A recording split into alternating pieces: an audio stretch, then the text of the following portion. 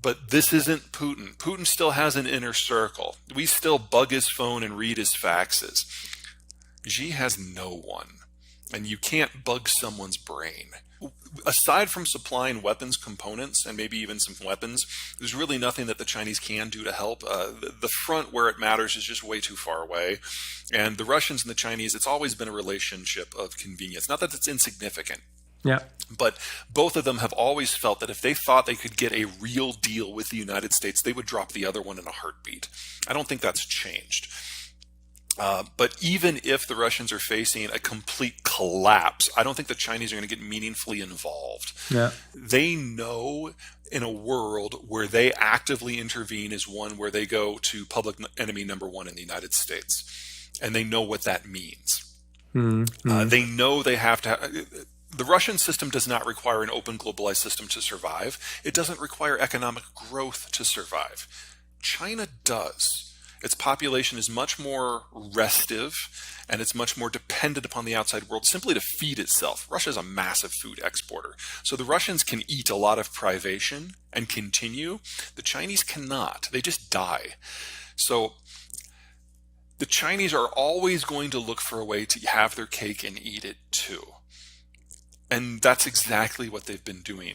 But if Russia were to collapse tomorrow, what we would probably see is the Chinese basically ask around to Japan, the United States, like, hey, do you mind if we go in and take some bits of this? The bull case. We are at a point where I don't think even if the United States wanted to rescue the Chinese that we could. I think the problem is too far advanced. I mean, we're nearing a situation in the United States strategically where, for primarily demographic reasons, the United States is going to have to make up a list of countries that we want to support moving forward.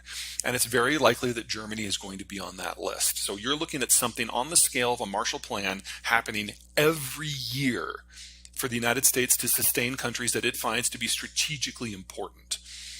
We can choose to try to help China or try to help everyone else on our list. And the only way we would decide to try to help China would be if they basically did a strategic surrender. And even then, I think it's beyond America's capacity. He's in the upper 2/3. It's better than we've had in a while. Was one of the least consequential, worst presidents we've ever had, because for 8 years he didn't leave the Oval Office. He didn't have a conversation with anyone, even his own allies. The reason everyone in Europe loves Obama is because he never called or showed up. He never asked anything of you, and that was bliss. He was coughing a lot. It's like since the Cold War ended, I'd say probably Bill Clinton was our least bad president, and W is our second least bad, and we've just got progressively worse until Trump. Biden is probably in the same quality level of George W. Bush overall, I'd say, which, you know, is not great, but he's better than the last two. The reason I think he's a shoo-in is Donald Trump is a great campaigner within the American right. And he will absolutely be the nominee. There is no one who can challenge him because there are so many people who are his staunch supporters who will vote for him in the primaries no matter who else is in and no matter what Donald Trump does. So he's a lock to be the candidate. So is Biden.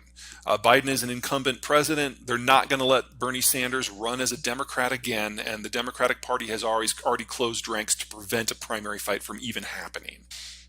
And although honestly it is refreshing to see somebody who basically is from the American far right running as if he was from the American far left, but you know, we're talking political horseshoes now. Okay, so it's going to be these two guys.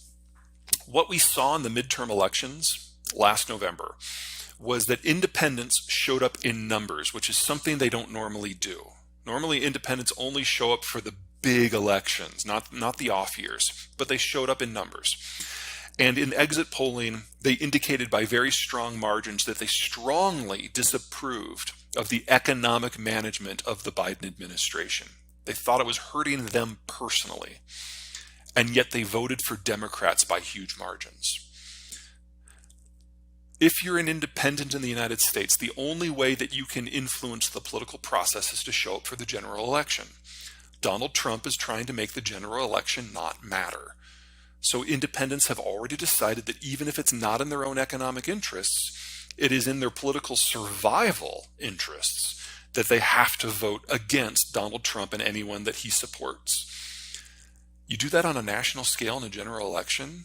Well, we're going through a political transition, and it takes a decade, and we're just not through it yet. We'll get through it. The factions are moving around. We will have a different Democratic and Republican parties a few years from now that will be a little bit more sane. But we're in the churn right now, and that's always ugly. No, the deals that are beyond the dollar are extraordinarily limited.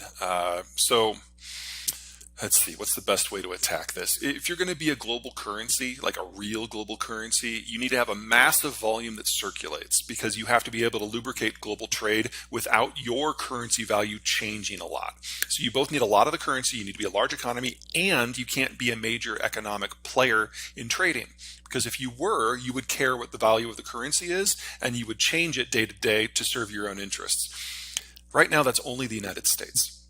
The Europeans kind of removed themselves from the equation with the bailout packages back in the first decade of this century, when they started confiscating insured bank deposits to pay for the bailouts.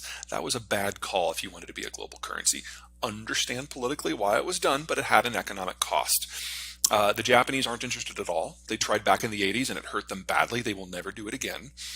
The Brits, until they figure out what Brexit means, they're completely out of the equation. And that's everyone. Yes, the Chinese have a lot of currency, but it's all locked up within their own system, because their first and foremost concern when it comes to finance is control of the domestic market. And every time they crack open their financial world a little bit, like €1 trillion equivalent floods out in just a few months. So we're actually nowhere near the high level in Chinese history for the percentage of their goods that are resolved in non-dollar terms. So there's a lot of talk. Action has been less. And if you look at some of the specifics that have been announced, you've got the Argentines saying that they're all in. Never look to Argentina for financial trends unless it's about truancy. We've got Bangladesh saying that they will pay for a nuclear reactor in rubles. The Bangladeshis can't pay for it because they don't have the money. This is the most corrupt country in Asia. They were never going to get the reactors in the first place. So saying that it's going to be paid for in rubles, whatever. The Russians and the Indians had a near public argument about how their respective currencies were worthless, and neither of them wanted the other ones. So now all you've got left is Brazil saying, yeah, we'd love to have a multinational currency to support international trade, but this is a country that exports goods that are almost 95% purely dollar denominated, so they're just kind of raging against the reality. They have no ability to move it beyond. And then finally, if we did get another currency, who manages it? The Russians would like it to be the ruble so that they can manage it. Same with Argentina. But that wouldn't work for anybody except for Russia and Argentina. It can't be either.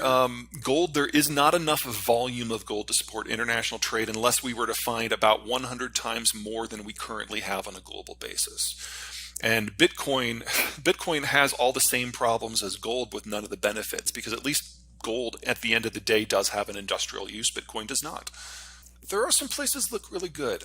One of the things to remember about globalization is it created this artificial security environment that encouraged a lot of countries that had not been able to be significant industrial powers before to suddenly join the game. Germany and Korea are probably the poster children for the success of globalization.